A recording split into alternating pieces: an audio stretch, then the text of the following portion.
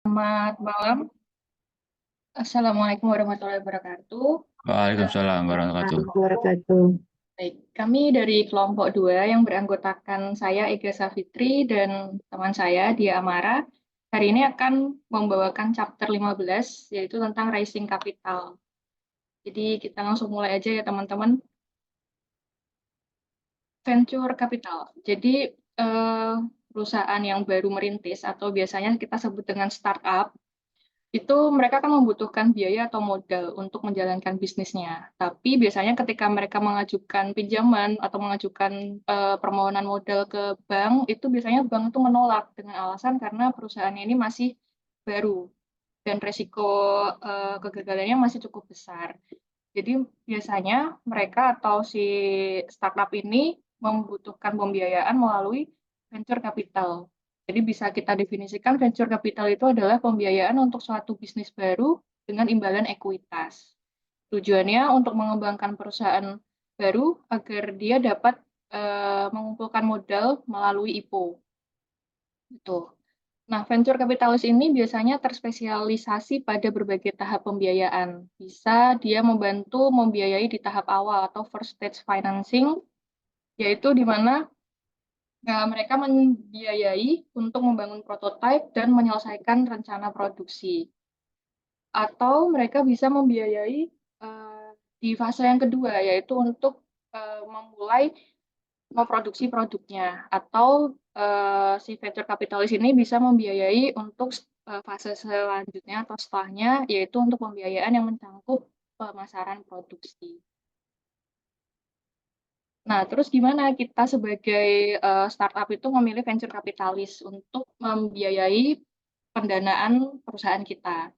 Yang pertama yang perlu kita lihat itu adalah financial strength. Financial strength ini maksudnya kita perlu melihat venture capitalis ini apakah memiliki sumber daya dan keuangan yang cukup untuk membiayai perusahaan kita ke depannya.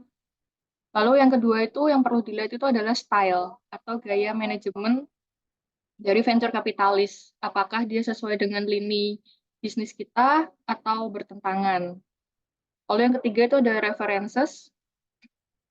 Mohon izin Pak, karena masih sedang azan, saya hold dulu ya Pak. Boleh, boleh. Kalau mau itu di hold dulu. Ya,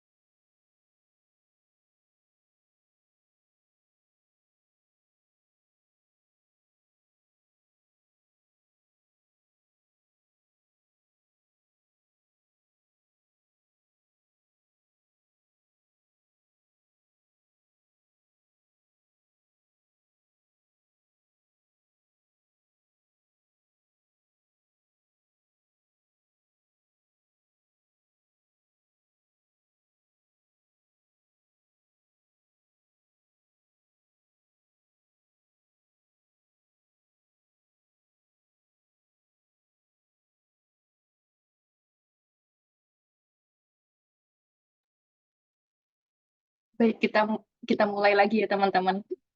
Tadi sampai ke preferences ya. Jadi ketika memilih venture kapitalis, kita harus melihat references. Maksudnya kita harus melihat rekam jejak venture kapitalis sebelum-sebelumnya. Bagaimana dia bekerja sama dengan perusahaan yang dia danai sebelumnya. Kalau misalnya ada masalah, bagaimana penyelesaiannya dan sebagainya. Lalu yang keempat itu ada kontaks. Kontaks di sini maksudnya kita harus melihat jaringan bisnis si venture kapitalis karena sebagai sebagai startup yang baru merintis nih, pastinya kita butuh jaringan-jaringan bisnis itu eh, untuk melangsungkan bisnis kita ke depannya. Lalu yang kelima itu ada exit strategi, yaitu kita perlu melihat bagaimana strategi venture kapitalis ini mengakhiri pendanaan di perusahaan kita. Yang selanjutnya kita akan membahas tentang selling securities to the public. Jadi ketika suatu perusahaan dia menerbitkan sekuritas kepada publik itu ada beberapa langkah, ada beberapa tahapan. Yang pertama pasti dia harus mendapatkan izin dari BOD atau Board of Direction-nya. Apakah mereka setuju untuk menerbitkan saham ke publik atau tidak. Ketika sudah mendapatkan izin, baru yang kedua itu perusahaan itu akan menyiapkan beberapa dokumen yang dipersyaratkan oleh SEC. SEC itu Securities Exchange Commission, itu lembaga berwenang yang ada di Amerika. Kalau di Indonesia itu dulu ada Bapepam atau yang sekarang OJK, Otoritas Jasa Keuangan. Nah, perusahaan akan menyiapkan registration statement. Registration statement itu adalah pernyataan yang isinya memuat informasi material mengenai perusahaan yang akan melakukan penawaran. Nah, setelah perusahaan melengkapi persyaratannya, maka SEC akan memeriksa dokumen-dokumen tersebut dan kita memasuki ke fase waiting period. Nah, di waiting period ini perusahaan itu tidak diperbolehkan untuk menjual sahamnya kepada investor lainnya gitu. Tapi perusahaan itu diperbolehkan untuk mendistribusikan salinan prospektus awal.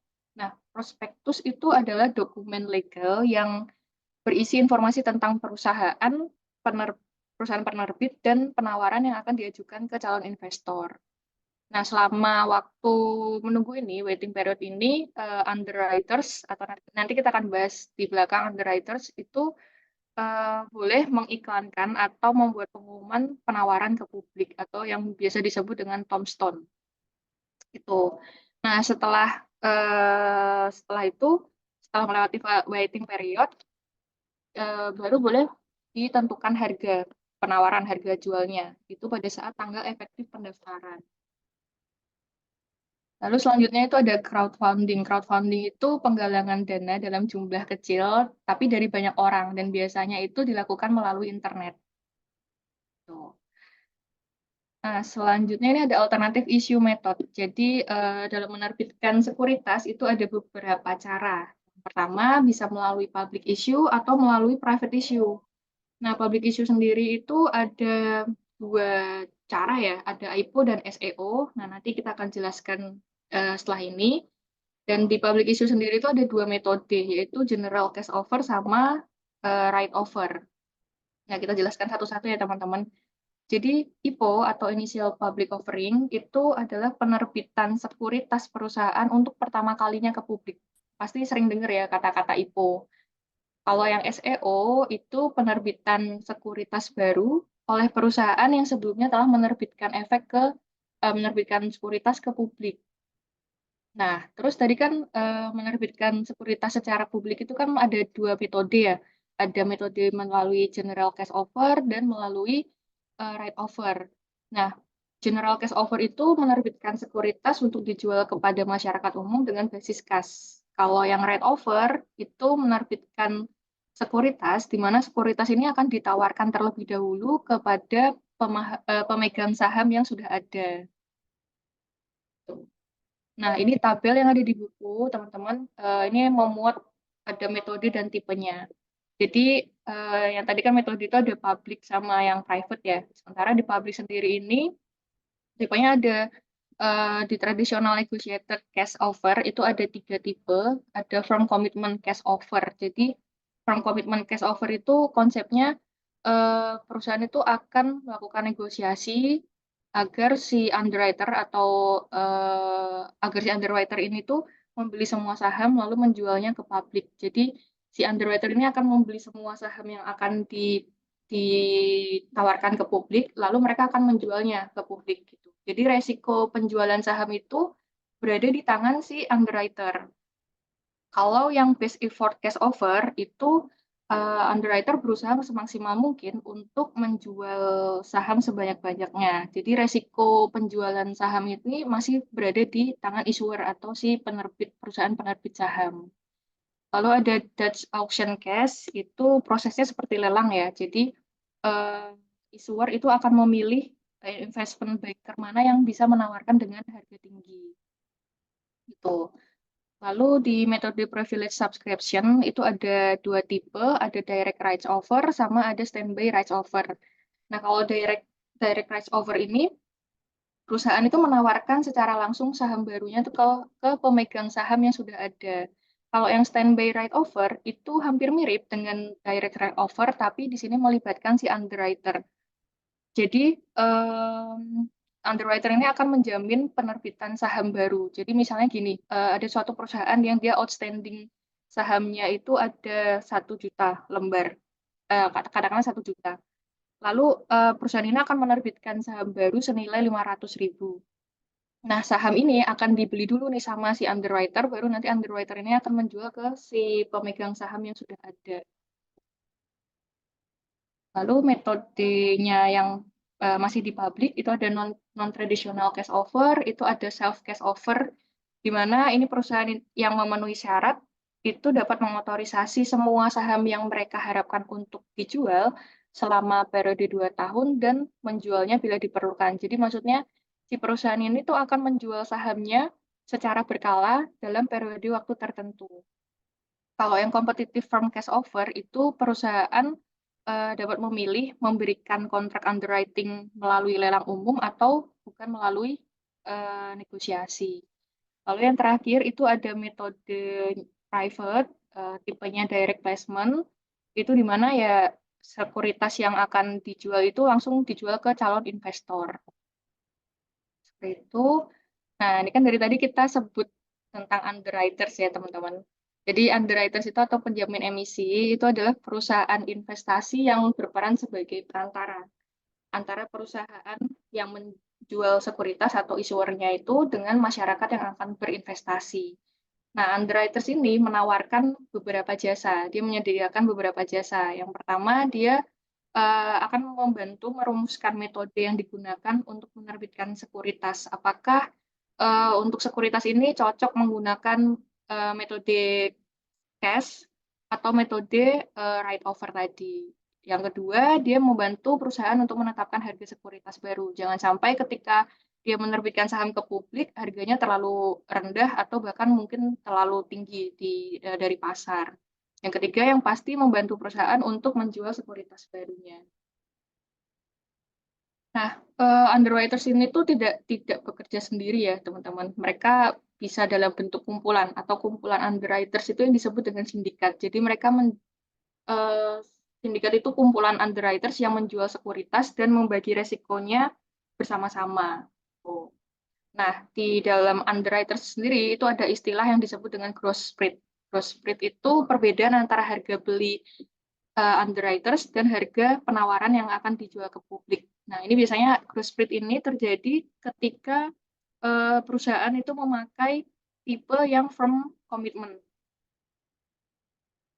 Ini ada tipe underwriting, sebenarnya ini konsepnya mengulang dari yang saya jelaskan di awal tadi. Yang pertama ada firm commitment underwriting, yang kedua best effort, yang ketiga ada Dutch auction.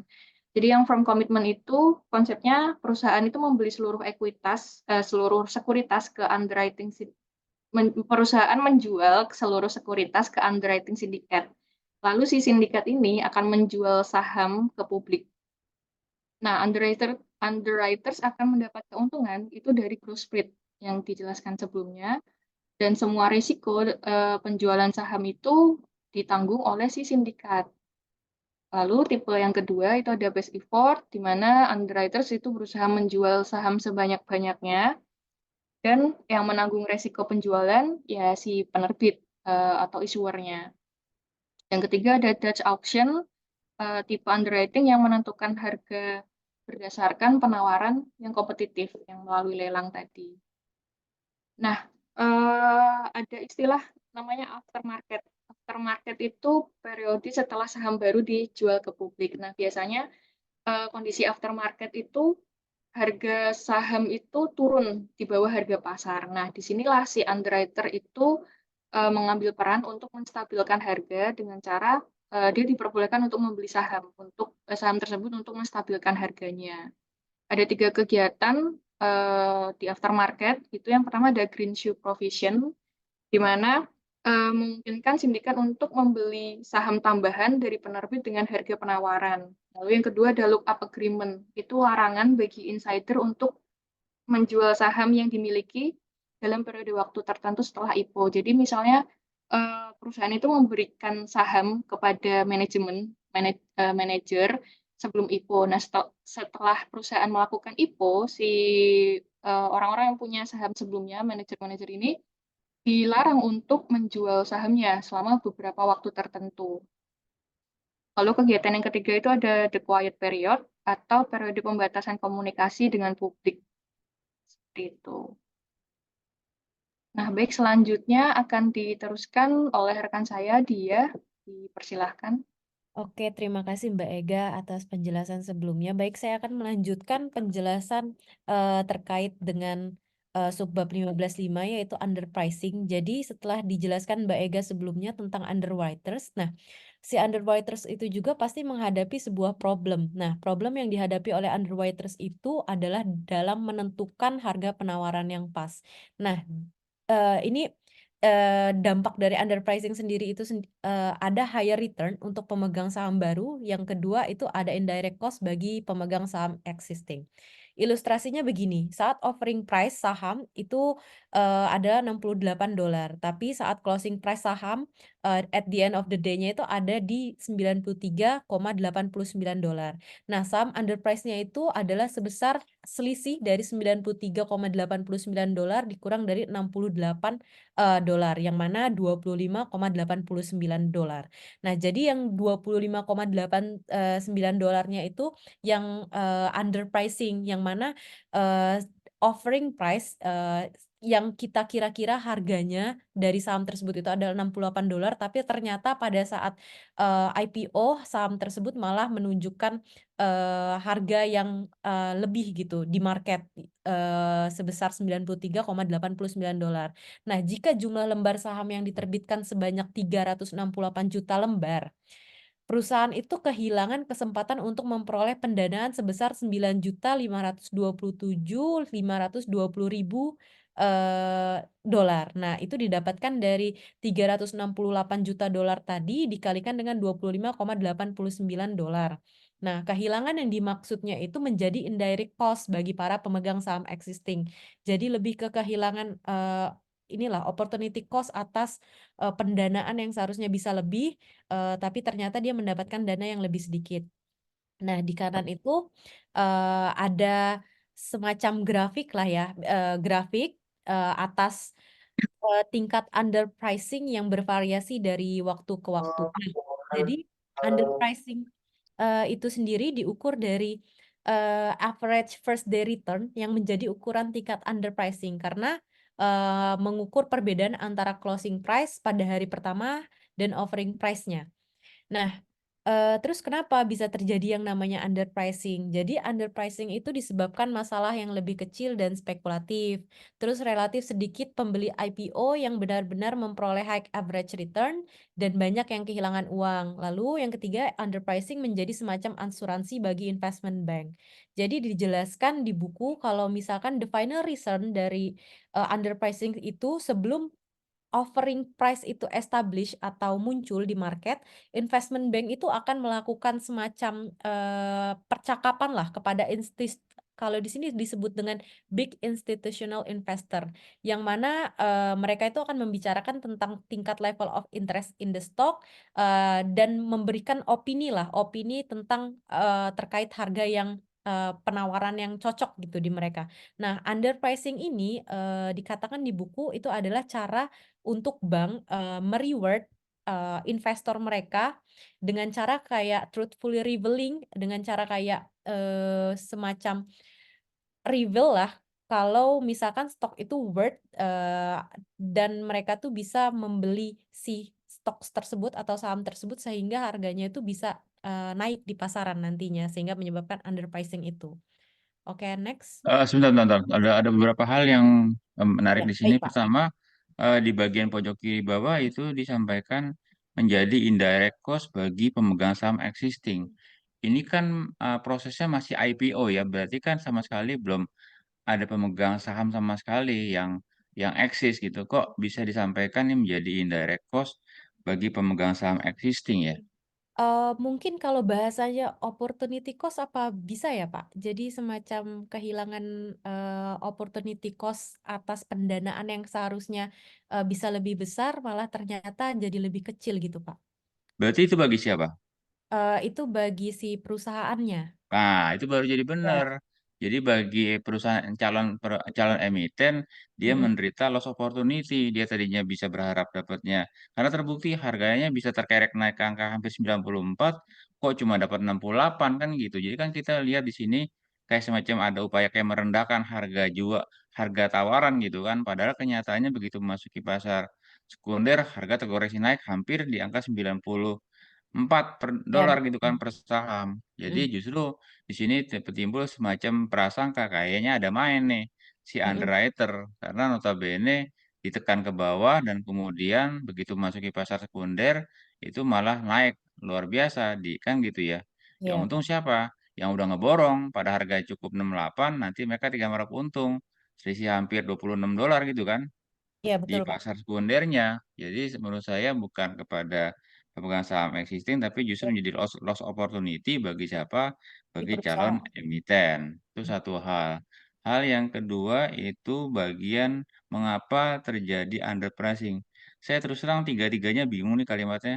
Pertama, masalah yang lebih kecil dan spekulatif itu apa ya?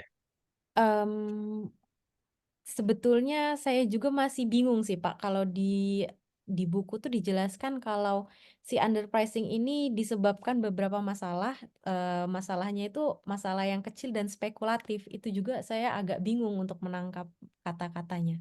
Ada ininya nggak, naskah aslinya nggak bisa kelihatan nggak e-book-nya? Biar Seben kita lacak sama-sama sebenarnya kalimatnya apa sih yang terjadi sehingga kok seperti ini. Tiga-tiganya saya bingung terus terang. Kalimatnya bingung. iya sebentar, mmm,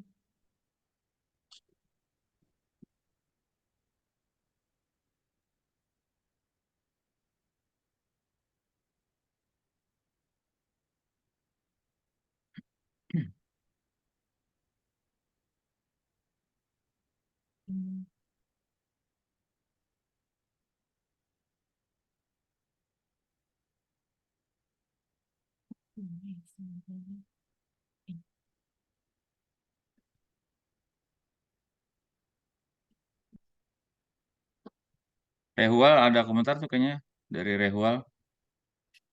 Dia ngacungkan ini.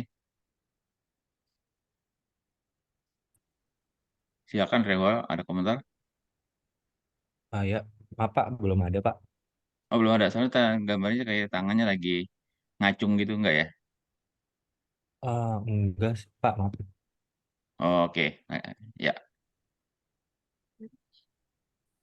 Izin menambahkan mungkin Pak. silakan Muhammad. Yang poin pertama mungkin sepemahaman saya tuh maksudnya spekulatif itu kan underpricing ini kan tadi kalau dari Bapak bisa jadi emang si underwriternya yang main gitu. Cuman bisa jadi juga kenapa harga dari offering price tiba-tiba average price returnnya tiba-tiba naik tinggi tuh karena memang sudah tanda kutip bahasa sekarang tuh kayak dipom-pom dari awal gitu Pak.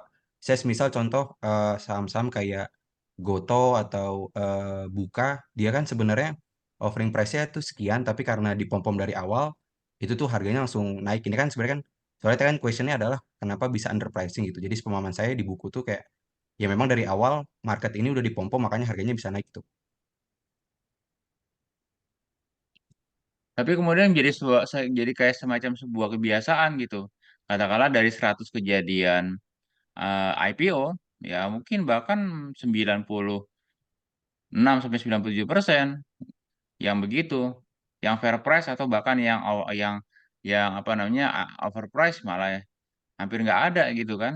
Hampir Betul, betul, semuanya Pak. dia adalah underprice gitu kan. Jadi kayak semacam suatu kesengajaan. Jadi kayak ada main Mm-mm. mata nih. Jadi kita agak sanksi dengan itikat daripada si underwriter kok kayaknya yang selalu jadi korban si calon emiten gitu kan. Dia dapatnya jadi lebih sedikit kan. Dia target Iya, misalnya betul, Pak. dapatnya mungkin 100 miliar, cuma dapat 80 sekian miliar gitu kan. Betul, Pak. Oke, ini Makanya di coba situ kita. ada Gimana? kata-katanya sampai sekarang tuh tidak ada riset yang benar-benar bisa membuktikan gitu, Pak, penyebab pastinya gitu. Monggo sih. Oke, di bagian mana ya ini yang bisa ditampilkan?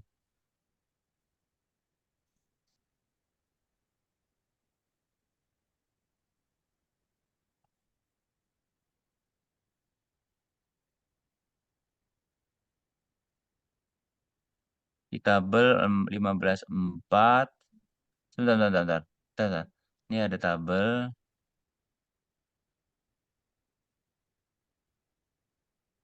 Oke.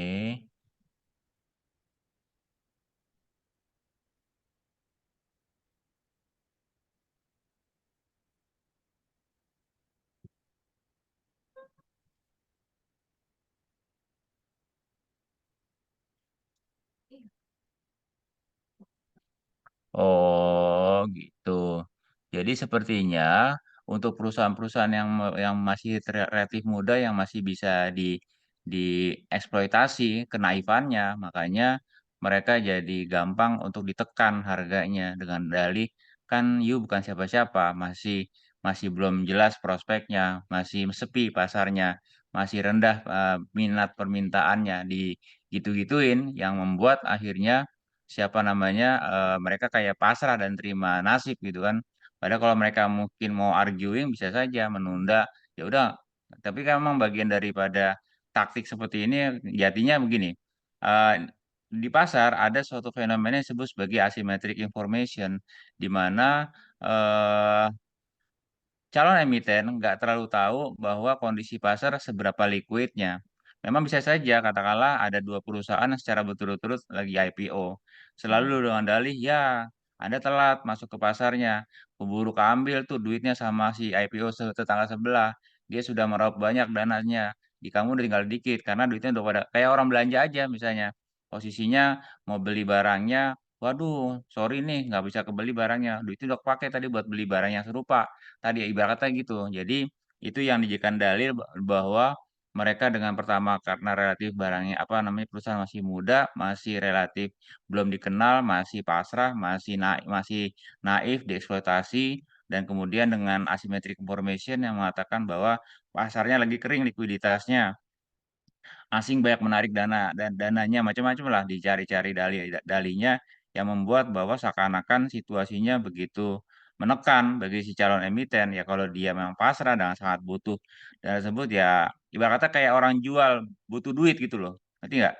Oh, punya mobil atau punya kendaraan bermotor tapi dia BU udah kalau lagi BU gitu gampang dieksploitasi ketidaktahuannya dengan apa namanya dengan dikasih harga yang rendah saja. Nah, itu mungkin yang menjadi dasar mengapa terjadi situasi eksploitasi kepada calon emiten. Itu satu, kalau baca darinya ya. Kemudian yang kedua itu adalah em,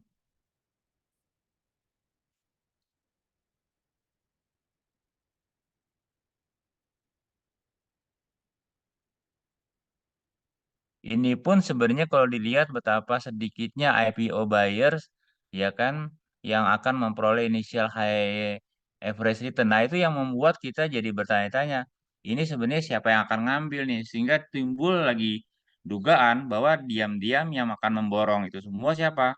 Si underwriter kan tadi disampaikan oleh Ega bahwa tadi posisi si underwriter akan dia beli atau dia akan borong tapi dengan harga yang murah.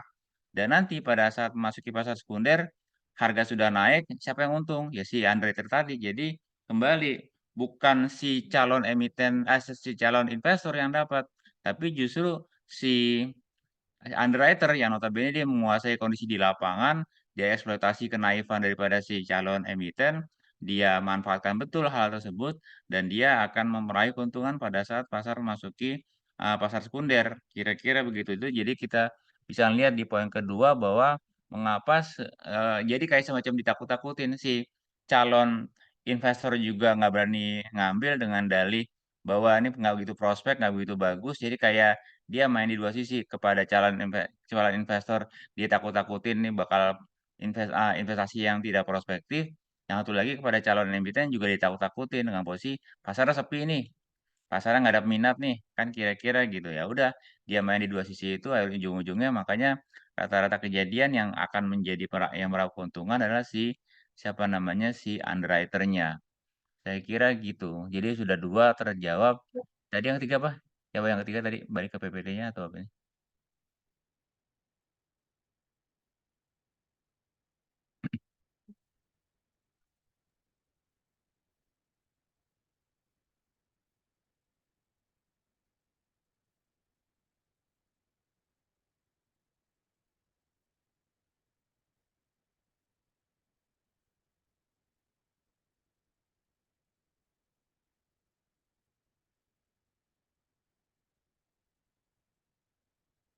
Nah, yang ketiga menjadi asuransi bagi investment bank.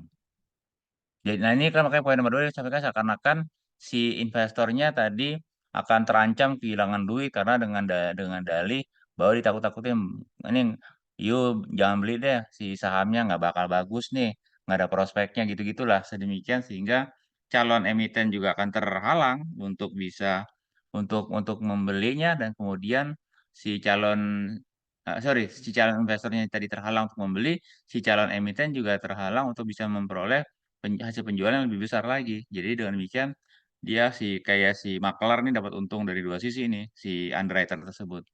Poin ketiga, asuransi bagi ini mungkin yang jadinya jatuh kayak semacam justifikasi. Di sinilah mereka bermain ya dengan memanfaatkan asymmetric information baik ke sisi calon emiten maupun calon investor. Dengan demikian mereka akan meraup keuntungan di situ. Makanya selalu studi-studinya kita menduga akhirnya yang meraup keuntungan adalah si siapa sih underwriter-nya. Saya kira begitu. Lanjut deh. Baik, terima kasih Pak atas tambahannya. Ya. Next, Mbak Ega. Oke, selanjutnya kita masuk ke subbab baru yaitu New Equity Sales and the Value of the Firms. Jadi, ketika informasi pembiayaan eksternal atau penerbitan saham itu dipublikasikan, nah nilai perusahaan itu seharusnya naik. Faktanya setelah dipublikasikan, harga sahamnya itu malah cenderung menurun. Nah, itu tuh ada beberapa alasan. Alasan pertama itu ada yang namanya managerial information. Karena adanya superior information yang diketahui lah oleh manajemen perusahaan, maka saham baru diterbitkan ketika market value itu lebih besar dari correct value. Nah, pasar itu bereaksi dengan menahan pembelian sehingga hal tersebut menyebabkan harga saham itu menurun. Kemudian alasan selanjutnya itu ada debt usage. Using new equity, penerbitan saham itu ternyata menjadi salah satu sinyal buruk loh bagi pasar bahwa perusahaan itu dinilai memiliki terlalu banyak hutang atau tidak liquid. Dijelaskan di buku Should the Firms Let New Shareholder In on Them? It could just issue debts. Itu tuh apakah memang seharusnya perusahaan itu menerbitkan saham baru yang dapat dibeli oleh si new shareholder, tapi kenapa nggak issuing debt aja gitu. Jadi let the existing shareholder itu jadi membiarkan existing shareholder atau pemegang saham yang sudah ada itu mendapatkan have all the gain, mendapatkan seluruh keuntungannya gitu. Nah, terus yang ketiga itu ada issue cost. Nah, issue cost itu terdapat biaya-biaya terkait dengan penerbitan sekuritas saham yang substansial. Issue cost ini berlanjut penjelasannya di subbab 15.7, yaitu biaya penerbitan sekuritas. Nah, dalam menerbitkan suatu sekuritas itu terdapat biaya-biaya di dalamnya. Yang pertama itu ada gross spread. Gross spread itu sudah dijelaskan sebelumnya oleh Mbak Ega. Gross spread itu adalah selisih antara harga offering dan harga yang diterima issuernya yang menjadi fee yang diterima oleh si underwriter itu. Atau bisa kita bilang biaya yang dibayarkan kepada underwriter untuk menerbitkan sahamnya lah. Terus kalau direct cost lainnya, biaya yang terkait dengan penerbitan saham namun tidak dibayarkan kepada underwriter. Contohnya itu ada biaya pajak, biaya administrasi, ada biaya hukum. Selanjutnya itu ada indirect cost, biaya yang terkait dengan penerbitan saham secara tidak langsung dan tidak tercantum dalam prospektus. Contohnya itu alokasi waktu bagi manajemen untuk menerbitkan sekuritas. Lalu biaya selanjutnya itu ada abnormal return, turunnya harga saham yang beredar dengan rata-rata 3% saat penerbitan saham baru sebagai akibat dari superior information. Kemudian ada underpricing itu sendiri yang mana penjualan saham saat IPO di bawah harga asli, yaitu offering price lebih kecil daripada closing price-nya. Kemudian ada green shoe option yang mana hak underwriter untuk membeli saham tambahan pada harga offering price untuk mengantisipasi overall outment. Overall outment itu apa? Yaitu permintaan saham berlebih di pasaran atau si sahamnya itu sedang on demand lah. Seperti itu. Oke, next. Nah, di sini itu ada tabel 15.5 dan 15.6. Sebetulnya dua tabel ini tuh sama, hanya saja kalau di tabel 15.5 itu dia ada tambahan atas tabel SIO-nya. Kalau yang pertama, di sini dijelaskan karakteristik biaya penerbitan saham dan obligasi. Nah, yang pertama tuh ada kondisi yang mana economic of scale, semakin banyak lembar saham yang diterbitkan, maka semakin kecil spread-nya. Nah, itu bisa kita lihat, aku tandai di nomor 1 yang warna merah, yang mana number of issue sahamnya itu di angka 1007. Ternyata gross spread-nya itu lebih besar, jadi 9,4%. Sedangkan kalau number of issue sahamnya itu ternyata lebih besar 1422, gross spread-nya itu berbanding terbalik malah lebih kecil jadi 6,96%.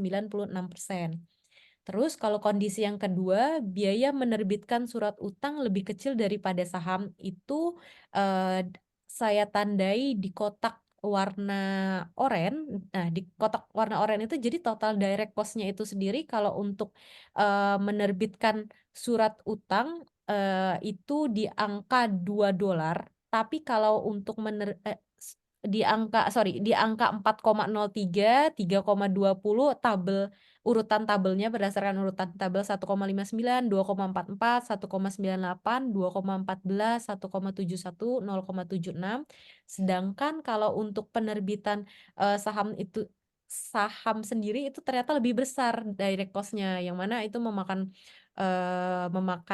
uang sebesar 25,22, 14,69, 14,03 dan seterusnya. Kemudian di kondisi ketiga, biaya IPO tuh ternyata lebih tinggi daripada SIO.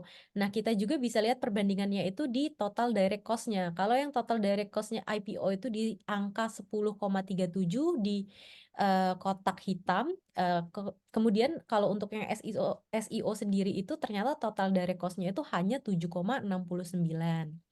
Yang terakhir itu kondisi biaya strike bonds itu lebih kecil daripada convertible bonds. Nah, kalau untuk strike bonds dan convertible bonds itu kondisinya sudah saya tandai di kolom warna biru, yang mana kalau untuk strike bonds total direct cost-nya itu hanya memakan $2, tapi kalau untuk convertible bonds-nya itu memakan sebesar $3,92. Boleh tahu ini nggak? Kira-kira apa sih yang dimaksud dengan kata-kata convertible bond sehingga dia memiliki biaya lebih mahal dibanding straight bonds?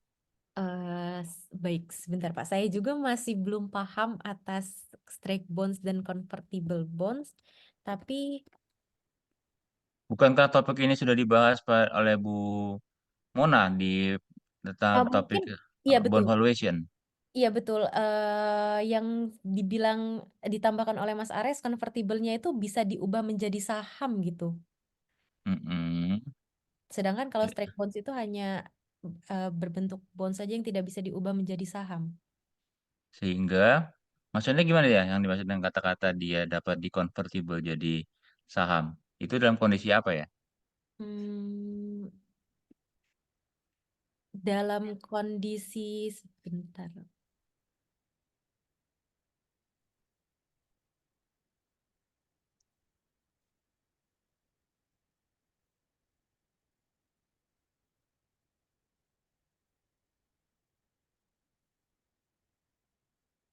Iya, dalam penerbitan obligasi, artinya apakah itu pada semua kondisi ataukah pada kondisi tertentu sehingga nanti pemegang convertible bonds-nya baru akan mengkonvert atau akan menukarnya dengan saham perusahaan yang sama, kan kira-kira begitu. Ini dua-duanya memang obligasi yang diterbitkan oleh emiten. Maka tapi saya pengen kembali merefresh apa sih yang dipahami terkait dengan convertible bonds dan dalam kondisi apa si pemegang convertible bonds ini akan mengkonvertnya atau menukarnya dengan saham dari emiten yang sama.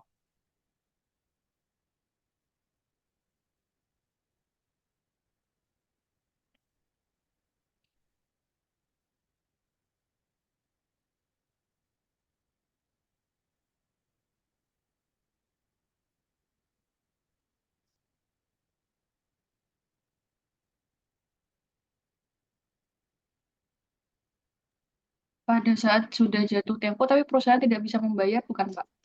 Jadi untuk membayarnya dengan menerbitkan saham, dikonvert ke saham gitu. Enggak. Oke, belum pas. Jadi, itu biasanya si pemegang obligasi ini akan mengkonvert kalau mereka melihat naga-naganya atau memprediksi sepertinya harga saham daripada emiten ini akan naik. Mumpung masih murah, maka konvertibelnya akan ditukar misalnya satu obligasi konvertibel itu dapat 10 saham. Mumpung masih murah. Karena sesudah itu harga sahamnya akan naik. Mungkin sekarang menjadi satu obligasi setara dengan 8 atau mungkin 7.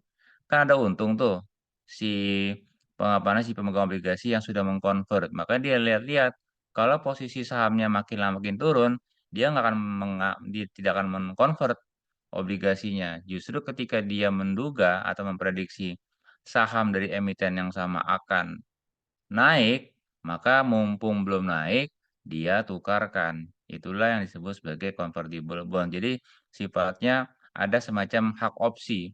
Opsi untuk mengkonvert kalau saham yang juga dikelola oleh si emiten akan berpotensi naik. Sehingga dia akan bisa memperoleh capital gain. Kan kira-kira begitu.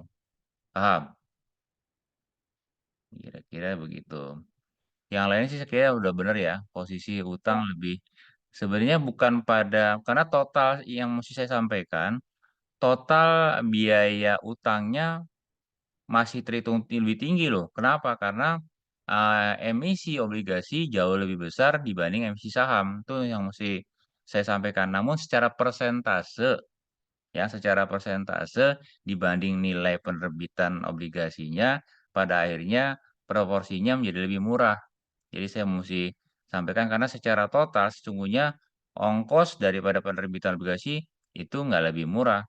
Dia lebih mahal, namun karena dibikin persentase terhadap nilai emisi obligasinya yang begitu gede, karena sekali jadi bayangkan saja, satu lembar obligasi kan rata-rata pada angka sekitar $1.000 atau bahkan $10.000. Kalau dikonversi menjadi rupiah, kira-kira mungkin di harga 100 juta rupiah per lembar saham, per lembar obligasi. Bandingkan dengan saham yang hitungnya cuma berapa, paling hitungnya hitungan ribuan gitu kan. Sudah jauh perbedaan satu lembar sama-sama, satu lembar obligasi sama satu lembar saham sudah berbeda denominasinya. Jadi wajar kalau mau dihitung, makanya kalau bicara IPO atau penerbitan obligasi, gede-gedenya minta ampun. Bukan barang yang kecil-kecil yang di emisi, besar-besar angkanya. Jadi kita mesti akui nilai pasar obligasi jauh lebih besar dibanding nilai kapitalisasi daripada pasar saham. Namun secara persentase pada akhirnya biaya yang dikeluarkan oleh si emiten masih relatif lebih murah dibanding biaya untuk penerbitan saham. Saya kira begitu. Oke, deh lanjut. Baik, terima kasih Pak atas tambahannya. Ya. Lanjut Mbak Eka. Oke, di sini masih terkait tentang biaya penerbitan sekuritas. Ada ilustrasi soal. Jadi di sini tuh ada Mas Parmaticals itu issued 3 million share of stock. Bisa dibaca sendiri soalnya. Nah, jadi di sini tuh ditanyakan terkait tentang biaya-biaya apa saja sih yang dikeluarkan oleh si Adamas itu sendiri. Nah, di sini saya menemukan bahwa ada dua biaya. Dua biaya itu saya kelompokkan lagi menjadi gross spread sama direct cost lainnya. Nah, didapatkan dari mana sih gross spread itu? Nah, si gross spread-nya itu didapat dari $16, yang mana harga saham yang dijual kepada underwriters ke publik dikurang dengan $14,88 atas si Adamas itu sold 3 million shares itu kepada underwriters, kemudian dikali dengan 3 juta atau 3 juta sharesnya. Dapatlah di situ hasilnya 3.360.000. Nah, gross spread ini sendiri yang sudah saya jelaskan sebelumnya itu selisih antara harga offering dan harga yang diterima oleh issuer yang menjadi fee yang diterima oleh underwriter. Nah, dapatlah si underwriter itu bisa kita bilang keuntungan lah 3.360.000. Ada juga cara lainnya yang mana kita tuh bisa dapetinnya itu dari 7% dikalikan dengan 48 juta. 7%-nya itu adalah bisa di pointing out di kalimat the biggest expense was the 7% underwriter spread. Jadi biaya terbesar yang underwriter itu keluarkan itu ada 7%. Nah, 48 jutanya itu didapatkan dari gross, dijelaskan di situ even though IPO raise a gross eh, gross gross totalnya lah. Gross totalnya itu sebesar 48 juta. Kemudian itu ada biaya direct cost lainnya. Nah, direct cost lainnya itu kalau cara yang paling mudahnya itu bisa kita langsung tambahkan aja di paragraf nomor 2, paragraf kedua, yaitu saat Adamas itu nge-spend $799 di SEC registration fees, terus $9.815 in other filing fees, lalu 125.000 dolar di Nasdaq Global Market, kemudian 1,5 million di legal fees, 600.000 on accounting to obtain the necessary audits, terus 5.000 dari transfer agent to physical transfer, terus ditambah lagi 260.000 for printing, engraving and expense, terus ditambah lagi 592.000 untuk miscellaneous expense atau biaya lain-lain. Jadi balik lagi ke definisi dari direct cost itu sendiri, yang mana biaya yang terkait dengan penerbitan saham, biaya-biaya yang terkait dengan penerbitan saham itu apa aja sih, tapi yang nggak dibayarkan kepada underwriters. Nah, kalau di sini contohnya ya sebanyak ini registration, kalau yang sebelumnya saya jelaskan itu masih biaya pajak, biaya administrasi, biaya hukum, dan ini contoh tambahan lainnya. Nah, namun ada juga cara kedua yang mana itu didapatkan dari 48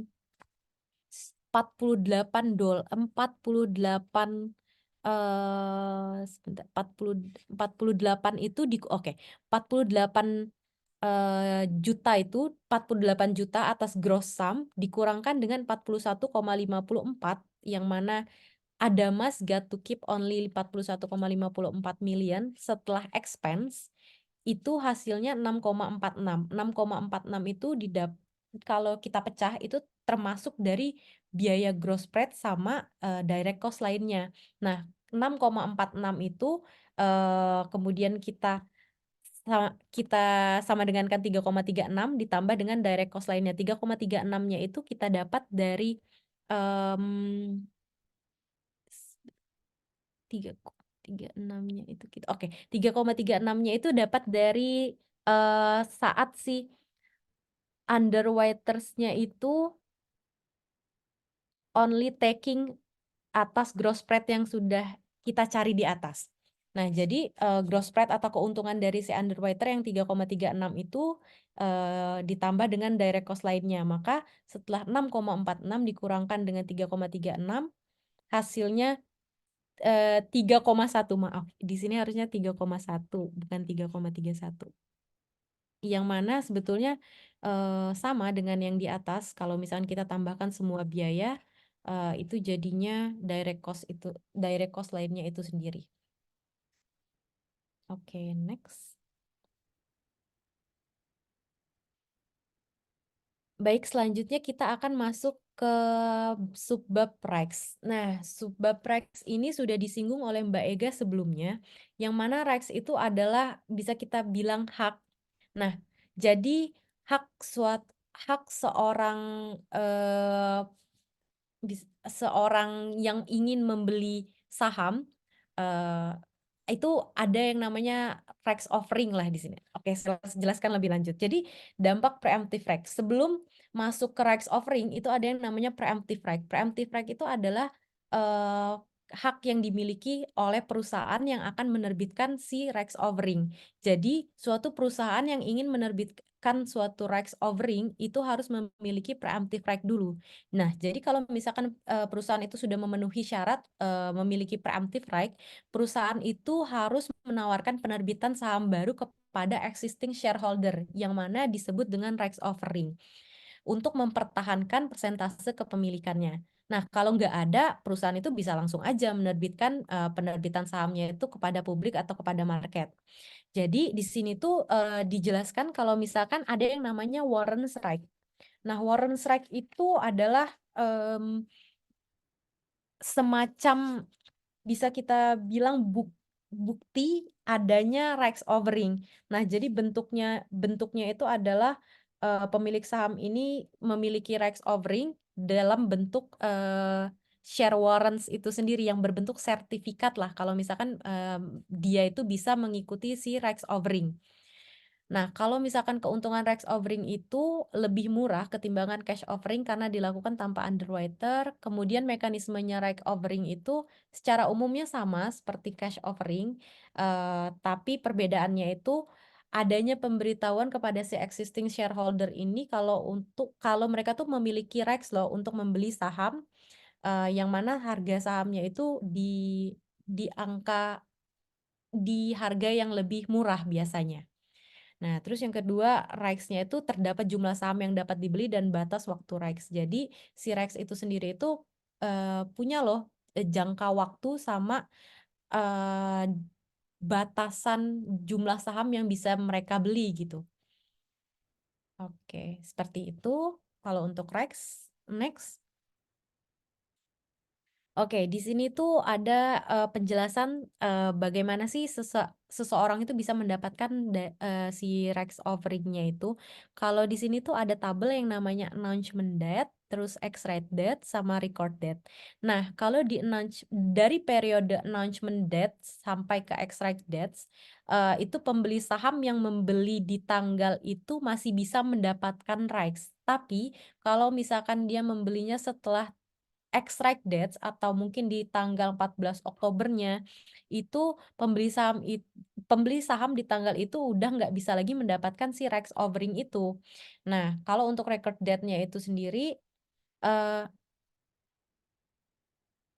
eh, record date itu sendiri adalah tanggal pencatatan siapa aja sih yang bisa mendapatkan rights itu. Nah, di sini saya jelaskan sendiri kalau expiry date itu, saya jelaskan sedikit kalau expiry date itu awal dari periode ketika saham dijual tanpa rights yang baru diumumkan. Nah, terus 2 hari sebelum holder of record date. Holder of record date itu udah dijelaskan tanggal pencatatan atas siapa saja sih yang bisa mendapatkan right.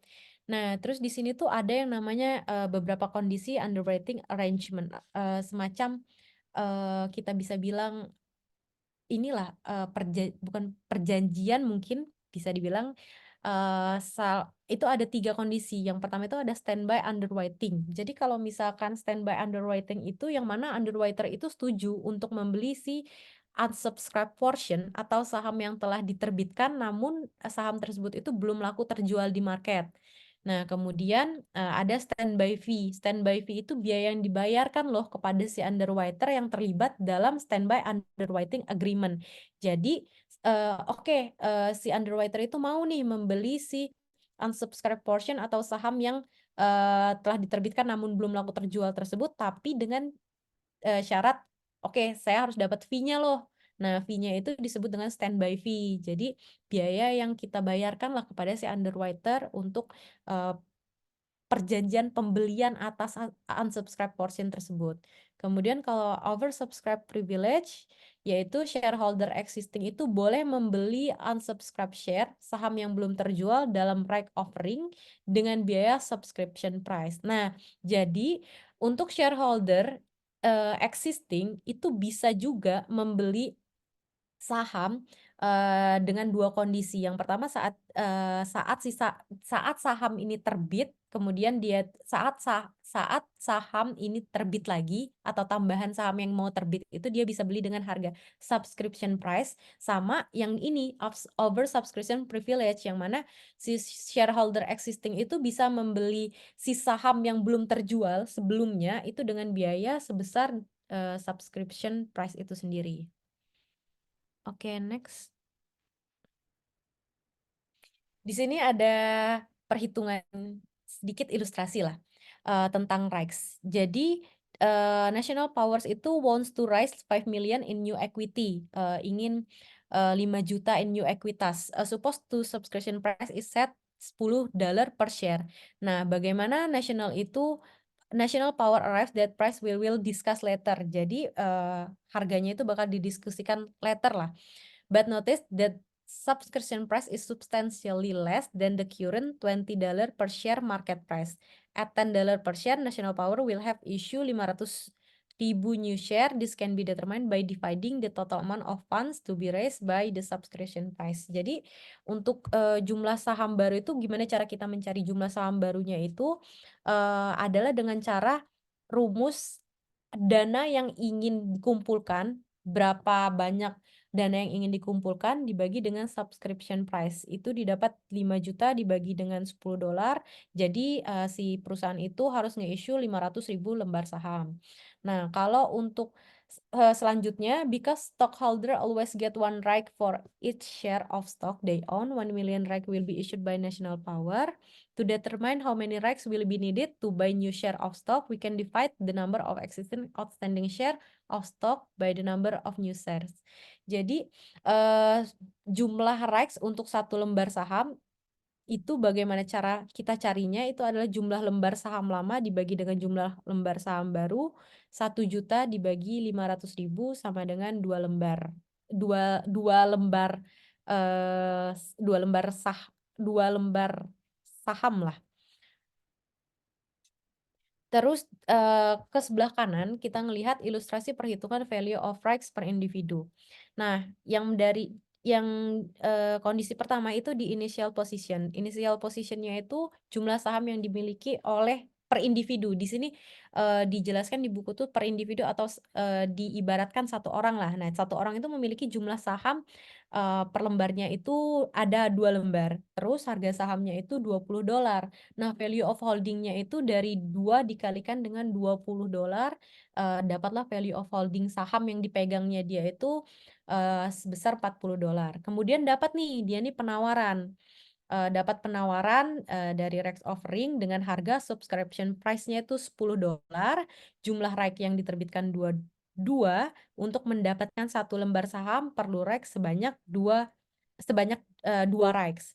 Nah, jadi setelah adanya penawaran itu, number of shares-nya yang sebelumnya itu 2, kemudian jumlah right yang dia miliki itu 2, kemudian dia tukarkan ke satu lembar saham. Jadi saat ini dia memiliki jumlah lembar saham itu menjadi 3. Dengan rumus di sini tuh jumlah awal lembar saham ditambah dengan jumlah rights yang dimiliki untuk satu sahamnya menghasilkan 3 lembar saham. Nah, value of holdingnya itu didapat dari rumus harga value of holding saat dia di initial position $40 ditambah dengan harga saat adanya subscription price yaitu $10, maka value of holdingnya itu ada di angka $50. Sedangkan untuk share price-nya itu value of holding dibagi number of shares sama dengan 50 dibagi 3 didapatkan dari value of holding setelah penawaran dibagi dengan 3 atas jumlah saham yang kita dapatkan setelah penawaran. Kemudian value dari one right-nya itu berubah menjadi 3,33, yang mana dari harga saham awal dikurang harga saham baru menjadi 3,33. $20 dikurang dengan selisih dari 16,67 itu menjadi $3,33. Kemudian lanjut ke sebelah kiri bawah, effects on shareholder-nya. Effects on shareholder-nya itu, jadi jika shareholder itu exercise right membeli lagi saham yang baru terbit, ia akan mendapatkan 3 lembar saham dengan total $50, sama seperti tabel di samping. Nah, peningkatan value-nya itu sebesar subscription price, yang mana $10. Nah, di kondisi kedua, jika right dimaksudkan dijual, ia tetap memiliki 2 saham yang harganya turun jadi 2 dikali 16,67, 3,33. Selain itu yang mendapatkan nilai dari penjualan rights. Jadi di sini tuh dikondisikan kalau misalkan dia tuh nggak mau ngegunain rights dia untuk ngebeli si saham tersebut gitu. Jadinya si rights-nya itu dijual, tapi dia masih tetap mendapatkan value of rights. Nah, value of rights-nya itu sebesar 6,67. Jadi secara total value-nya itu bakal tetap sama, 3,33 ditambah dengan 6,67. Baik dia mau membeli saham baru lagi atau dia mau menjual saja atas rights-nya tersebut. Dia tetap mendapatkan value-nya tetap sama di angka $40. Nah, dengan demikian shareholder itu tidak mengalami gain ataupun loss melalui exercise atau penjualan rights tersebut. Oke. Sebentar ya, dia. Iya. Sepertinya antara PPT yang saya terima sama yang kamu presentasikan ada perbedaan ya? Iya, Pak, saya ada sedikit perbaikan baru Iya, jadi tadi. saya selalu nyocokin dengan PPT yang saya terima Oh, baik, Pak. sebelumnya. Kok ada yang berbeda, makanya saya lagi nanti tolong ini dikasih yang terbaru ya. Iya, baik, Pak, siap. Oke, lanjut. Mohon izin ya, Pak, tadi ada sebelumnya saya sedikit perbaiki agar lebih jelas.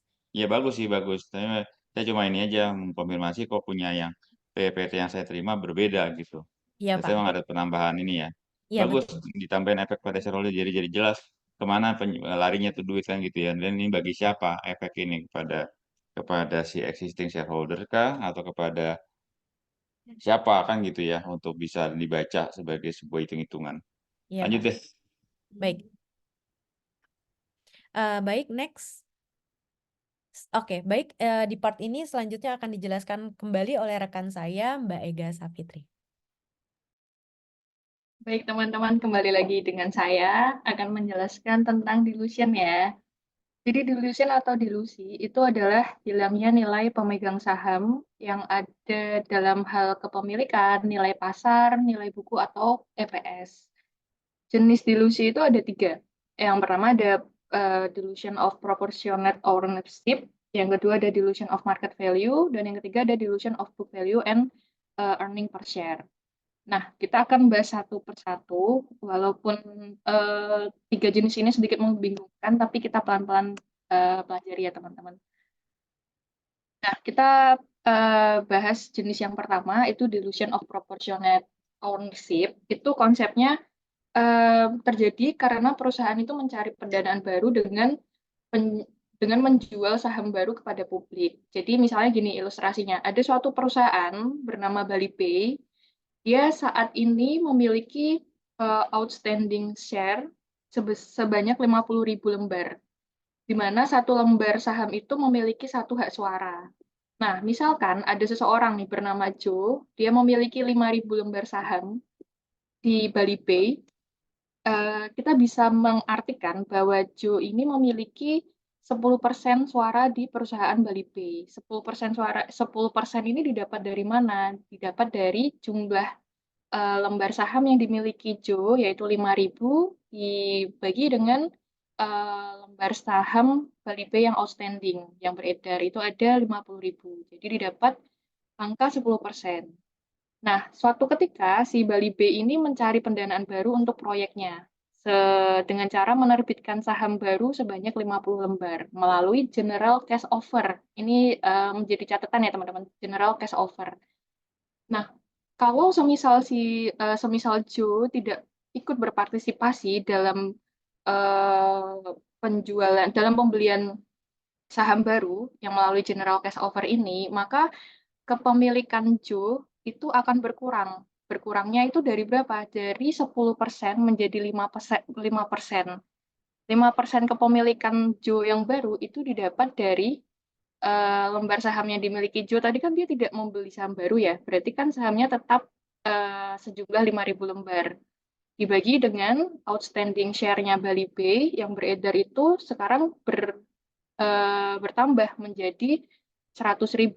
Jadi nilai kepemilikan suara Joe pada perusahaan Bali Bay itu menjadi 5%. Nah, sebenarnya dilution of proportionate ownership ini itu bisa dicegah bila mana si perusahaan atau issuernya itu menerbitkan saham baru menggunakan metode right offering. Jadi dia memberikan kesempatan nih bagi para pemegang saham yang existing untuk membeli saham agar menjaga porsi kepemilikan di perusahaan issuernya. Gitu. Ini jenis yang pertama. Nah, jenis yang kedua itu dilution of value. Ilustrasinya seperti ini. Kita bahas memakai ilustrasi ya, teman-teman. Jadi, berbeda dengan yang tadi, kita lupakan yang Bali Bay, kita sekarang berkenalan dengan perusahaan yang bernama USM. USM ini akan membangun sebuah proyek baru, di mana dia membutuhkan biaya sebesar 2 juta dolar. Nah, kondisi saat ini, USM itu memiliki 200 orang pemegang saham yang masing-masing memiliki 5.000 lembar. Dan perusahaan tidak memiliki debt. Nah, nilai buku saham dicatat oleh perusahaan sebesar 10 juta dolar. Dan saat ini saham dijual dengan harga 5 dolar di pasar publik. USM mencatat net income sebesar 1 juta dan perusahaan menerbitkan 400.000 lembar saham untuk membiayai proyek barunya. Dari proyek baru tersebut, perusahaan itu mengharapkan ROE-nya bernilai tetap. Lalu diketahui setelah penerbitan saham baru, nilai pasar menjadi 6 juta.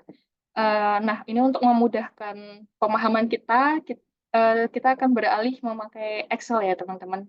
Jadi, mohon ditunggu sebentar.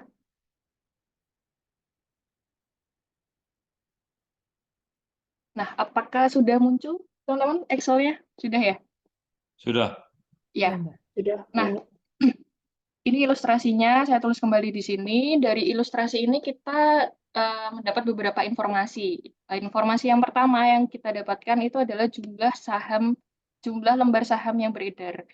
Jumlah lembar saham yang beredar itu tadi kan disebutkan bahwa perusahaan itu memiliki 200 orang pemegang saham, masing-masingnya Mungkin agak 5.000. bisa agak diperbesar biar Oh terbaca ya, agak kecilan.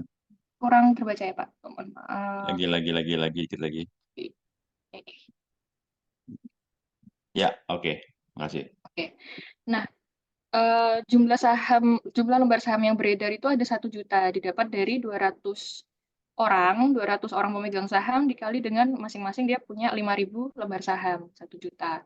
Nah, perusahaan mencatat book value, mencatat sahamnya itu sebesar 10 juta. Maka kita bisa mencari harga per lembar saham menurut book value itu sebesar 10 dolar, didapat dari 10 juta dibagi dengan lembar saham yang beredar.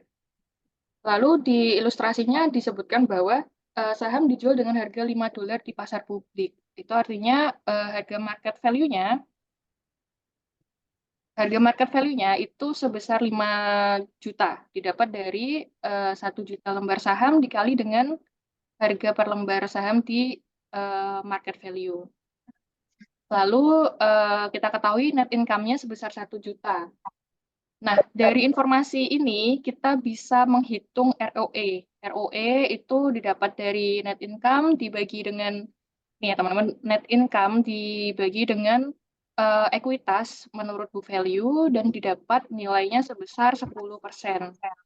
Nah, dari informasi itu juga kita bisa mencari earning per share-nya. Earning per share itu rumusnya net income dibagi dengan jumlah lembar saham yang beredar. Yang saat ini lembar saham yang beredar itu ada 1 juta, net income-nya 1 juta, maka earning per share-nya sebesar 1 dolar.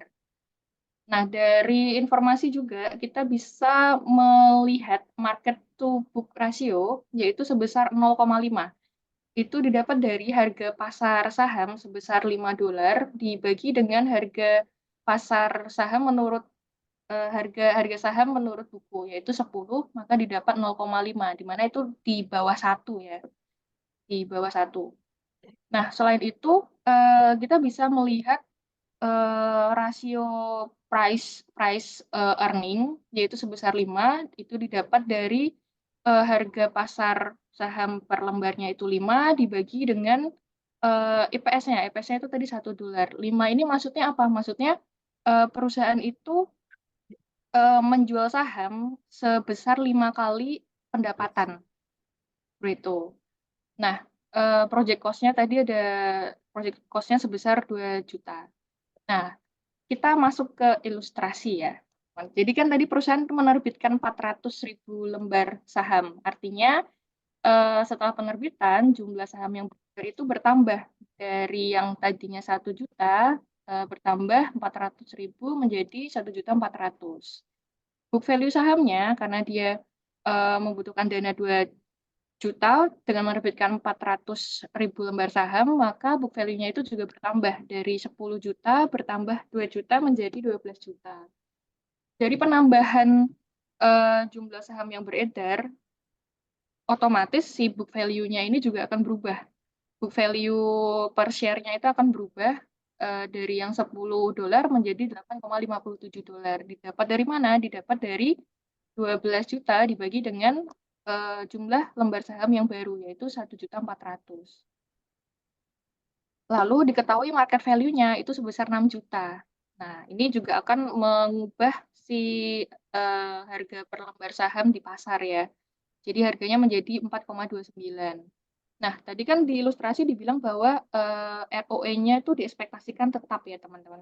Nah, gimana caranya membuat ROE-nya tetap, tapi ekuitasnya ini dia meningkat. Nah, berarti kan harus ada penyesuaian di net income. Jadi perusahaan itu harus mengekspektasikan net income yang dia hasilkan tuh harus menjadi berapa. Nah, ini caranya mencari net income-nya itu dengan mengkali ROE dikali dengan book value dari saham. Ini sebenarnya tinggal mengotak-atik rumus ROE tadi, net income per ekuitas. Tuh. Lalu nilai earning per share-nya jadi juga akan turun karena jumlah lembar sahamnya tadi kan meningkat ya, jadi 1.400.000 dan net income-nya juga berubah. Nah, EPS-nya itu sendiri didapat 0,857.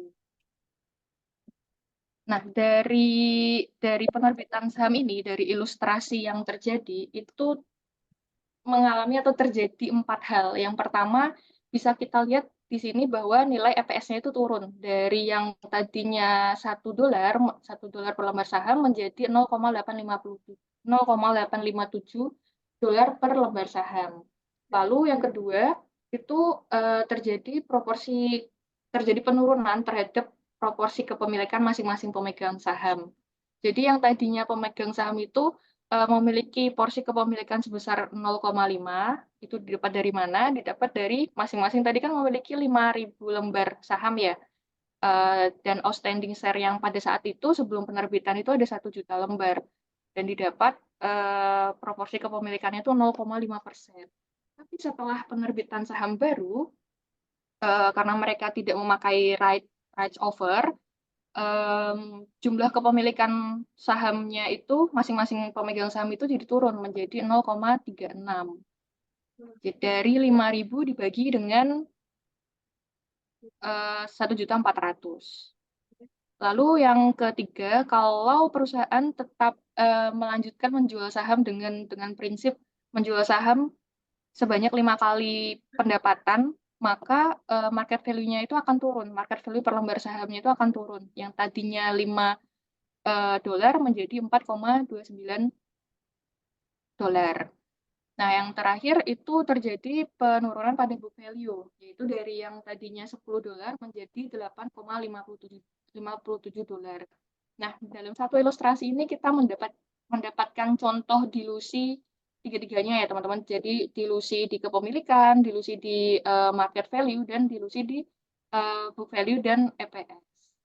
Nah, sebenarnya dari ilustrasi ini kita melihat bahwa penjualan saham saat market to book ratio kurang dari 1, market to book ratio itu yang ini, teman-teman, yang ini sebesar 0,5, itu akan mengakibatkan dilusi, yakni dilusi yang terjadi. Nah, kebanyakan manajer itu meyakini dilusi itu terjadi karena perusahaan itu menerbitkan saham di saat market to book ratio itu kurang dari 1 atau di saat nilai saham di pasar itu lebih rendah daripada book value-nya.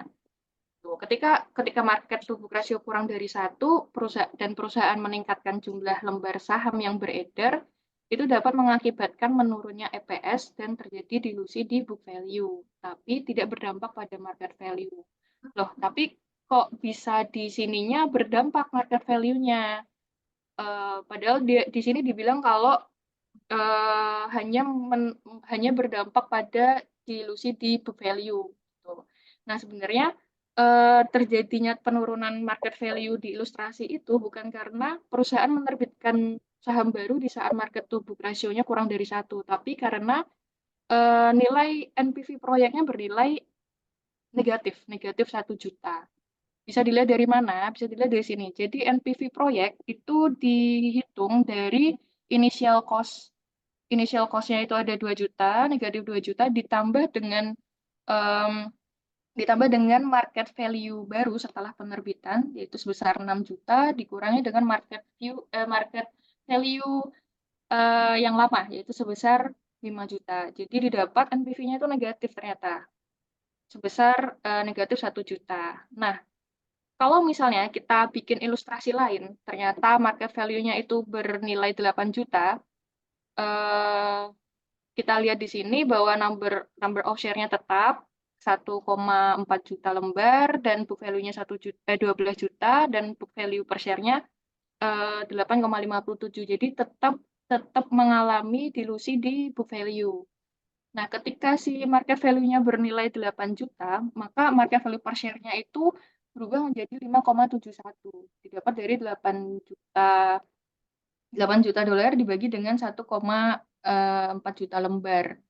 Nah, ini kan naik ya teman-teman dari yang tadinya $5 menjadi 5,71. Naik per lembar sahamnya itu naik 0,71 gitu. Nah, semisal jadi ini kalau misalnya ilustrasi di mana market value-nya itu lebih tinggi dan NPV dari proyeknya itu bernilai positif gitu. Nah, sebenarnya semisalnya perusahaan tetap memakai prinsip bahwa menjual saham sebanyak 5 kali pendapatan atau market value per share dibagi EPS-nya tetap 5, maka nilai EPS-nya itu harus ditingkatkan. Nah, meningkatkan nilai EPS itu bagaimana caranya? Komponen EPS itu kan tadi kan ada net income dan lembar saham. Nah, yang berarti untuk meningkatkan EPS itu yang harus ditingkatkan karena lembar sahamnya kan sudah 1,4 ya. Yang harus ditingkatkan atau yang harus diekspektasikan untuk ditambah adalah si net income. Ya, maka untuk mencari net income yang diekspektasikan itu didapat dari EPS dikali dengan jumlah saham yang beredar. Seperti itu. Mohon tambahannya Pak Eko. Ya, sebenarnya kuncinya kan terletak di bagian baris ke-8 gitu kan. Angkanya disetel di angka 6 juta atau di angka 8 juta. Ya kan?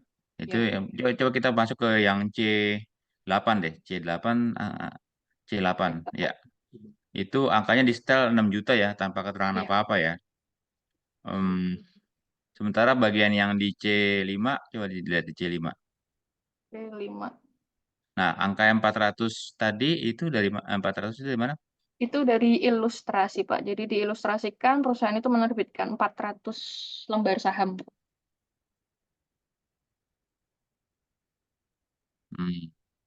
Dan yang 6 juta itu diilustrasikan juga, Pak. Sebenarnya yang juga jadi agak janggal market value-nya kali ini kita menjumpai agak jauh lebih rendah ya. Separuh daripada nilai bukunya. Kita terbiasa dalam posisi berharap nilai pasarnya lebih tinggi dibanding nilai bukunya. Ini kejadiannya justru dari sejak awal posisinya di set sedemikian sehingga market value-nya lebih rendah dibanding book value-nya, kan gitu ya. Ya. Jadi ya dari sini ya kita bisa melihat bahwa secara protokol kuncinya tadi penambahan jumlah saham tadi yang sebesar 400.000 itu jadi sebuah keniscayaan, tapi kan sesungguhnya letak angka yang ada di baris 8 itu jadi penentu, dia mau dibawa kemana. Kalau masih pakai angka yang di 6 juta, maka jelas terjadi penurunan. Namun sebaiknya kalau jatuhnya pada angka 8 juta, mungkin gitu. Jadi artinya kita perlu bikin simulasi, bagaimana kalau 7 juta, kan kira-kira gitu ya. Supaya kita bisa memperoleh situasi yang agak-agak indifferent posisinya. Kalau posisi sekarang kan boleh dikata secara apa namanya book value turun, secara market value turun. Jadi kita mesti cari lagi mungkin di kolom E kita bikin lagi sebuah angka lain yang akan sampai pada posisi. Nah, ini ternyata bisa tuh book value-nya tetap angkanya 10, market value tetap angkanya 5 kan gitu ya. Tinggal di ini saja, dibagi saja kan secara prorata gitu kan. Supaya dapat angka 1.000, berarti kan kira-kira 7 juta ya. Setuju. Benar nggak? Supaya dia dapat karena kan coba kalau misalnya 7 juta, 7 dibagi 1,4 berapa?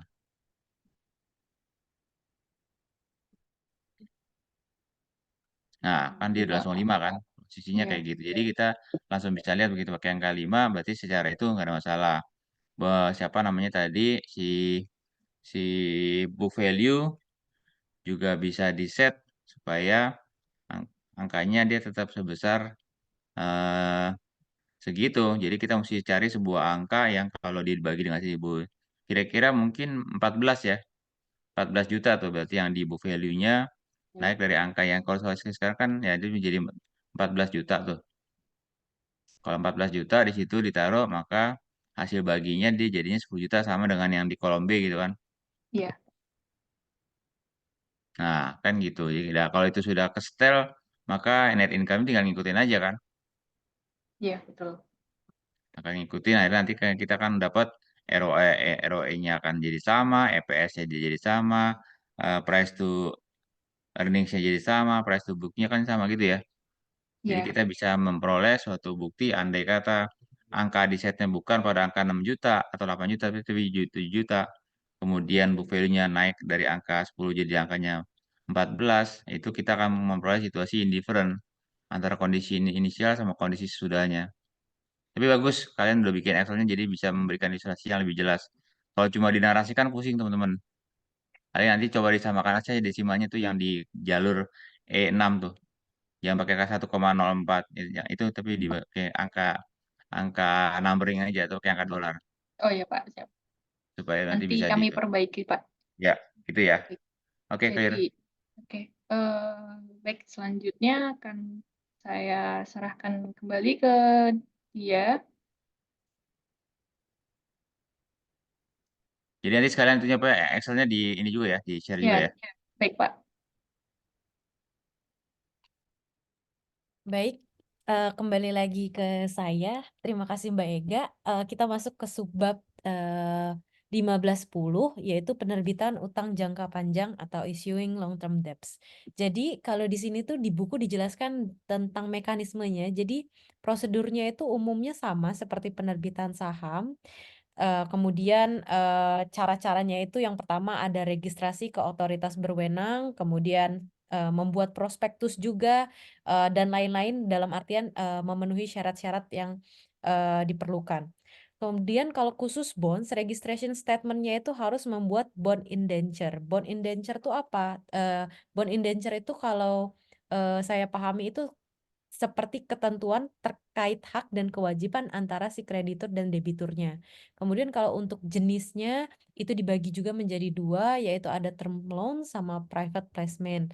Nah, kalau untuk term loans itu pinjaman usaha secara langsung dengan jangka waktu 1 sampai dengan 5 tahun atau ya kurang dari 5 tahun. Sedangkan kalau untuk private placement itu pinjaman berjangka panjang yang disediakan langsung oleh investor yang jumlahnya terbatas. Nah, ini jangka waktunya bisa lebih dari 5 tahun. Kemudian perbedaan antara private long term dan public debt. Nah, yang pertama itu ada pemanfaatan direct long term, direct long term loan atau private placement hutang antar perusahaan menghindari biaya registrasi pada public issue. Contohnya itu ada obligasi.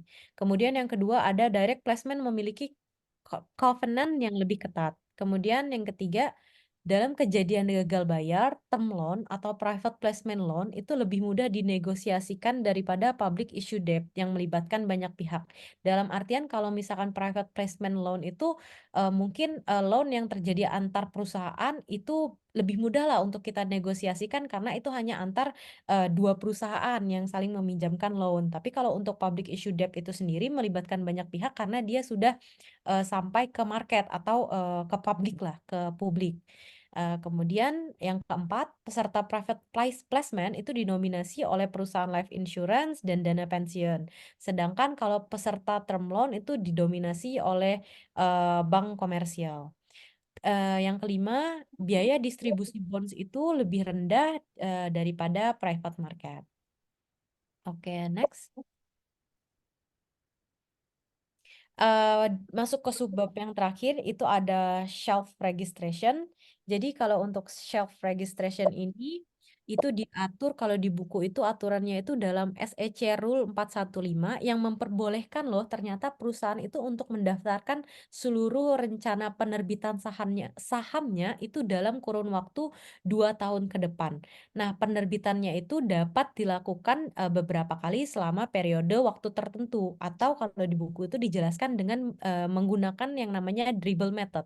Jadi dribble method itu si perusahaan itu dalam kurun waktu 2 tahun itu bisa melakukan misal dalam kurun waktu 2 tahun dia ingin menerbitkan saham totalnya sebesar 1 juta.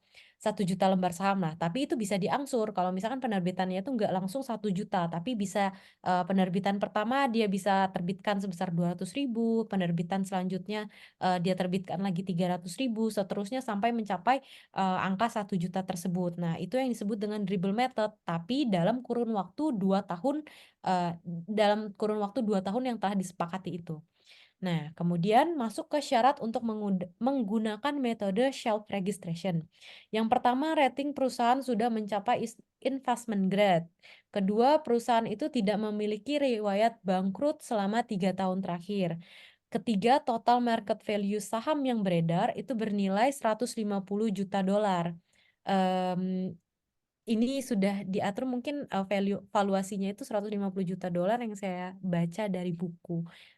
Mungkin kalau untuk di Indonesia sendiri, apakah ada yang ada batasan valuasinya ya Pak Eko atau tidak ya Pak? Bentar. Mesti kita baca lagi sih. Peraturan saya belum lihat lagi peraturan OJK yang terbaru kayak apa. Mungkin ada teman-teman dari OJK nggak ya di sini? Yang mungkin bisa bantu terkait dengan aturan perundang-undangannya. Tapi nggak apa-apa, ini kan sebagai pengetahuan umum aja. Jadi tidak ada sesuatu yang prinsip terkait dengan hitung-hitungan. Kalau tadi terkait dengan dilusi ada hitung-hitungannya jelas itu sangat sangat perlu kita ketahui. Tapi kalau ini kan lebih kepada pengetahuan umum aja. Ya, Di mana mungkin di tiap negara atau di setiap otoritas bursa mungkin memiliki aturan main yang nggak sama juga menyangkut batasan tadi kan gitu ya. ya Saya betul. kira gitu. Lanjut aja. Baik, selanjutnya perusahaan itu tidak pernah melanggar Securities ACT 1943 selama 3 tahun terakhir karena buku ini memakai buku dari luar negeri maka dia memakai peraturan yang ada di negara yang dijadikan rujukan dari buku ini. Nah, selanjutnya itu ada argumen yang menolak shelf registration. Jadi self registration itu ternyata bisa ditolak juga. Yang pertama dengan kondisi biaya penerbitan saham bisa meningkat karena underwriter tidak memiliki informasi yang cukup untuk investor, sehingga investornya itu cenderung membayar lebih sedikit. Kemudian yang kedua, metode shelf registration ini dapat menyebabkan market overhang. Market overhang itu apa? Market overhang itu adalah menurunkan harga pasar saham, di mana penerbitan saham baru berdampak negatif terhadap saham yang sudah beredar. Oke, next Mbak Ega. Baik, sekian dari kelompok kami. Terima kasih. Jika ada yang ingin menambahkan, kami persilakan. Wassalamualaikum warahmatullahi wabarakatuh. Waalaikumsalam warahmatullahi wabarakatuh. So far sih apa-apa yang menjadi pengetahuan dasar sudah disampaikan dengan baik gitu ya. Bahkan tadi termasuk diberikan ilustrasi Excelnya sangat membantu supaya apa namanya supaya bisa kita lihat. Ini tapi dengan catatan, makanya kalau dengan Excel kan kita bisa lihat angka-angkanya bisa di-setel ya. Tergantung asumsinya mau apa. Mau supaya kelihatan angkanya menjadi naik atau makin turun atau indifferent kan menjadi berbeda-beda angka yang di-input. Kan kira gitu. So far udah oke sih. Kalau tidak ada mungkin saya langsung masuk ke absen aja. Ini juga sudah jam setengah 9 ya posisi sekarang. Jadi ini mungkin tolong ditutup dulu apa share screen ini. Oke, berarti saya siapkan dulu ininya.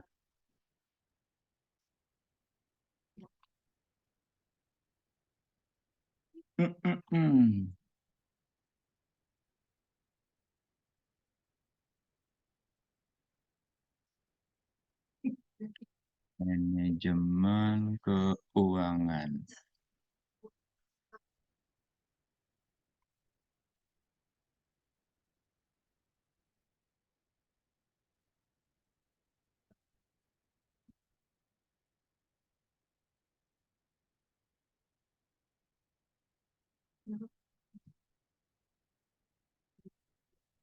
Kansa Alifa ada?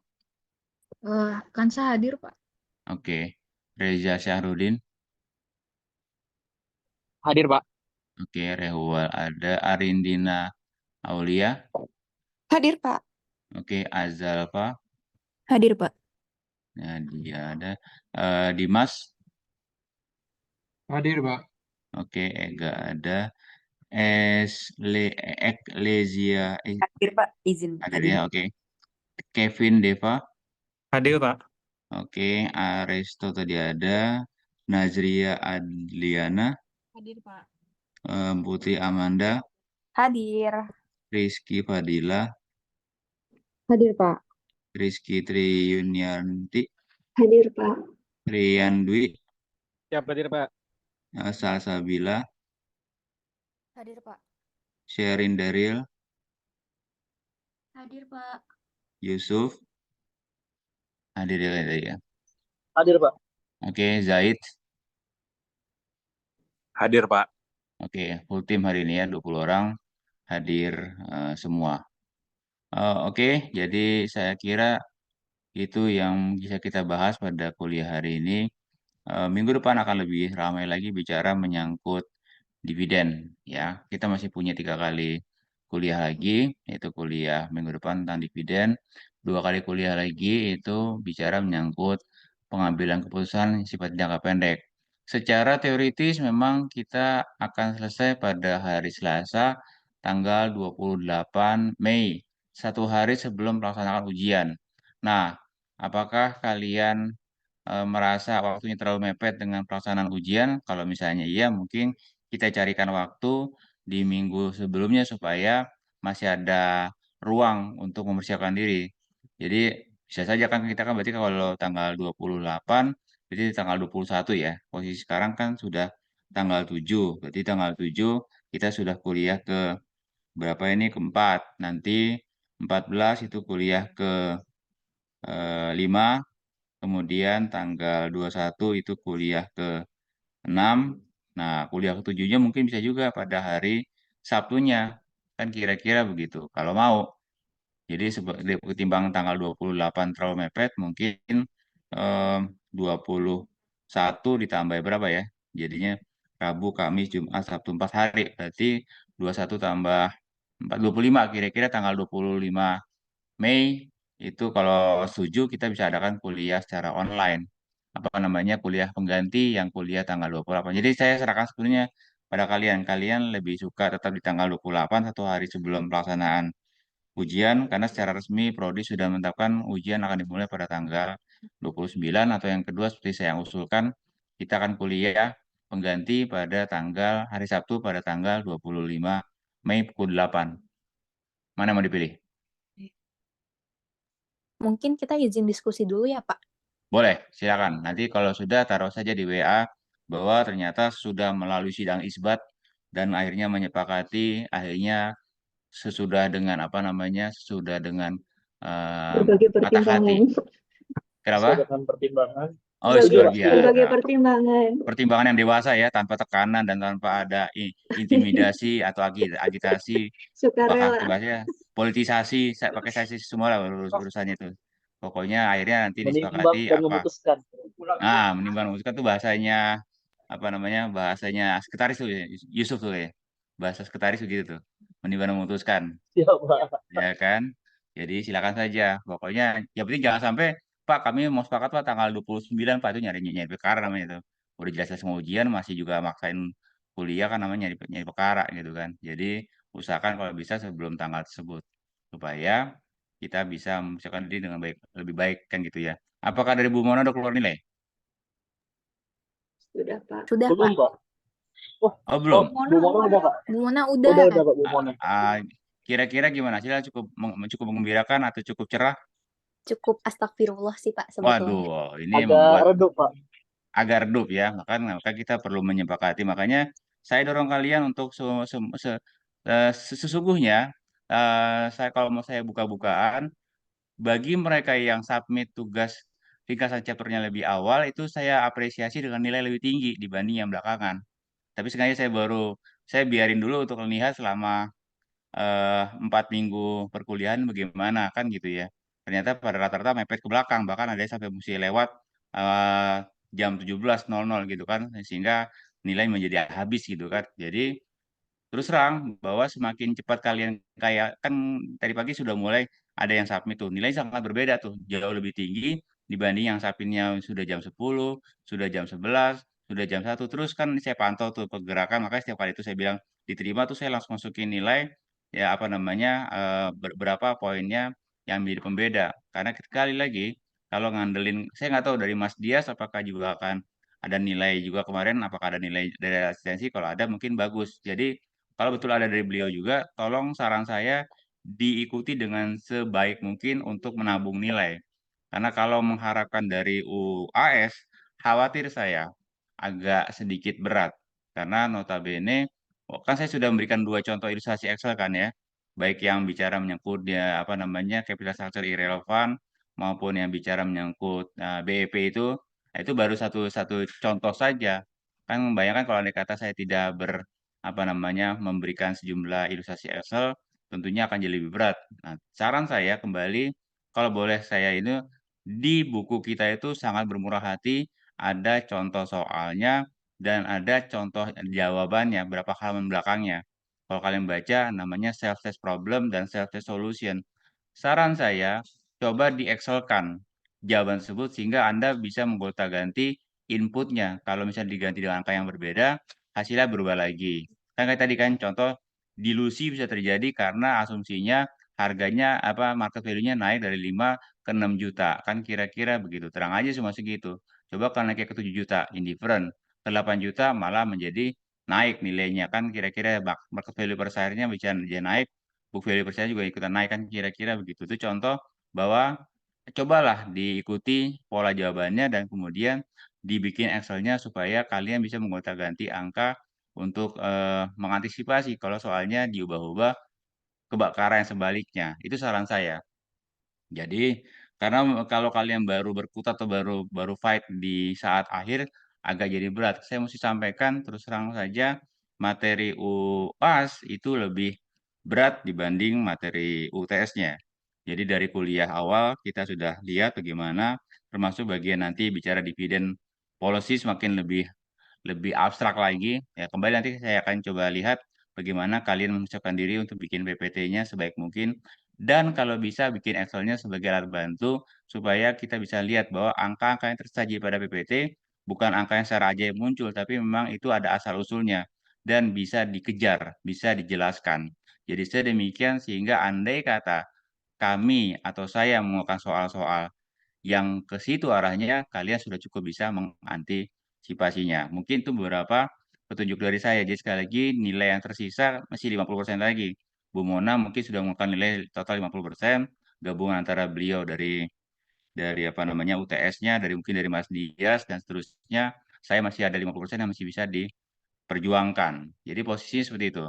Jadi usahakanlah mengikuti kuliah ini yang masih tersisa sekitar 3 kali lagi dengan sebaik-baiknya supaya saya nggak pengen kalian mesti ngulang, saya nggak kepengen. Saya pengennya kalian lulus, kan kira-kira gitu. Tapi kembali mohon kerjasamanya, kalian juga harus mendorong agar kalian juga berusaha yang terbaik supaya saya punya alasan untuk apa namanya meluluskan Anda, kan kira-kira begitu. Jadi sekali lagi nilai dari Bu Mona sudah given, nggak bisa diutak-atik juga. Nah, tinggal berjuang di sisi saya, kan kira-kira gitu. Semoga itu menjadi panduan buat kalian supaya mempersiapkan diri menghadapi ujian kita yang akan datang. Saya kira itu dari saya. Sampai bertemu lagi pada kuliah selanjutnya. Jadi sekali lagi saya tunggu kesepakatan kalian maunya di hari apa. Apakah tetap di tanggal 28 ataukah tadi di tanggal 25 Mei ya. Itu udah saja dari saya. Sampai bertemu lagi pada kuliah kita minggu depan. Wassalamualaikum warahmatullahi wabarakatuh. Waalaikumsalam. Waalaikumsalam. Terima kasih, Pak. Waalaikumsalam. Terima kasih, Terima Pak. kasih, Sama-sama. Pak. Terima kasih, Pak. Mari.